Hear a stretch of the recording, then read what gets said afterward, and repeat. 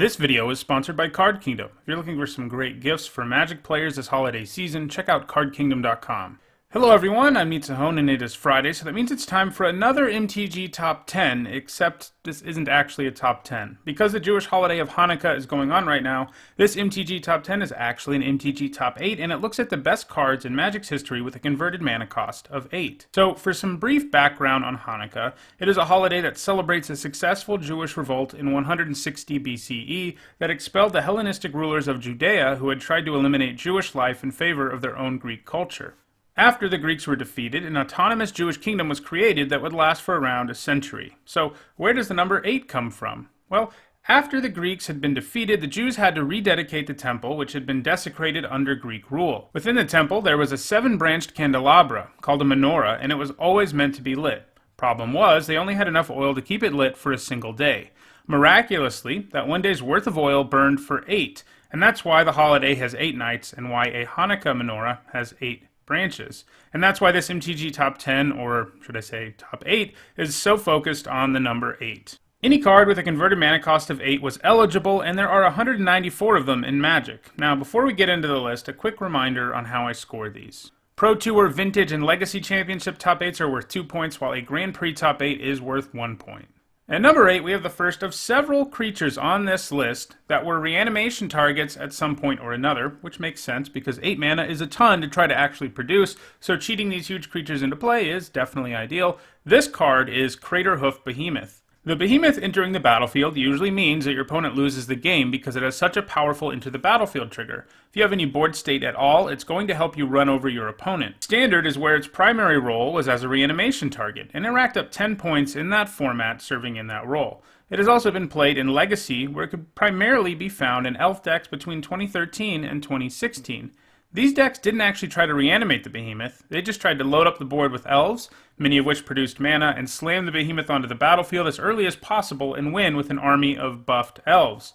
Elf decks featuring the Behemoth haven't really been a factor in Legacy for about 2 years now, but it is difficult to imagine that the Behemoth won't find itself back in a top 8 at some point. At number 7, we actually have a card that has the exact same total score as Craterhoof Behemoth, but I gave it the edge on this list because it has more Pro Tour top 8s, and that card is Elder Deep Fiend. Like the majority of the cards on this list, Elder Deep Fiend was not typically cast for its mana cost of 8, but that's not because it was a reanimation target, that's because it came with the Emerge mechanic, which gave it a built-in way to be played earlier. The idea was to sacrifice a creature that gave you value when it died, so the cost you're paying really isn't a whole lot, and then you could flash the Deep Fiend into play more cheaply to tap down some of your opponent's permanents. This could be done to create an Alpha Strike situation, or it could be used to lock your opponent out of mana for a turn. Either way, the Deep Fiend gave you a ton of value and usually was played for 5 or so mana. So far, the Deep Fiend has only seen play in Standard, where it was part of Team Merge decks, which ran other Eldrazi with Emerge in addition to the Deep Fiend. While that was its primary home, it has also found success in some Energy decks. It doesn't seem incredibly likely that Elder Deep Fiend will see play in non-rotating formats going forward, so it may fall off this list soon. At number 6, we have our third consecutive card with exactly 13 points, but it edged out both Craterhoof Behemoth and Elder Deep Fiend because it has the most Pro Tour top 8s of the 3, and that card is a Chroma, Angel of Wrath. Like Craterhoof Behemoth, a Chroma did most of her work as a reanimation target. In her day, a Chroma was one of the scariest things you could possibly reanimate. With her tons of powerful keyword abilities and protection from the 2 colors that had the best removal, she represented a quick clock for your opponent. In Onslaught block constructed, though, people actually cast a Chroma thanks to powerful ramp spells like Explosive Vegetation, which were in the format. Extended is where she saw the most play, though. First in a traditional Reanimator deck in 2004, and then again in 2008 when the first Dredge decks emerged on the scene. Capable of rapidly filling the graveyard, these decks could either win with Icarid or a reanimated Chroma.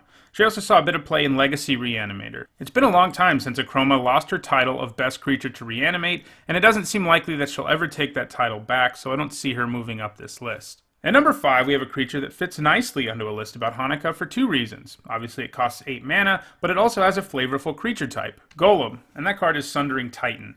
Yes, I know it doesn't say Golem on the original printing that I have here, but check it out on Gatherer, it has that creature type now. Golems have their origin in early modern Jewish folklore. If you want to hear me go a bit deeper on all of that, check out my MTG Top 10 on golems. Anyway, this guy has a huge body that is also capable of nuking 5 lands when he comes into play and 5 when he leaves play. In a world where lands have more than one land type, this isn't impossible.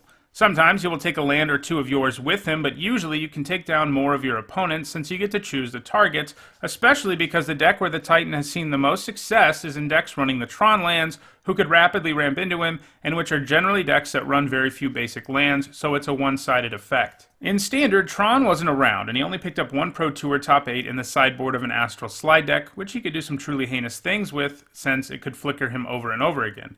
In Extended, though, where he could be cast with the Tron lands, he put up most of his numbers in blue-white and blue-green Tron variants, which were, for a time, pretty dominant. After Extended ended in 2011, he continued to see play for a while in Tron decks, in Modern picking up 2 Grand Prix top 8s in them, but eventually they turned towards casting different huge monsters.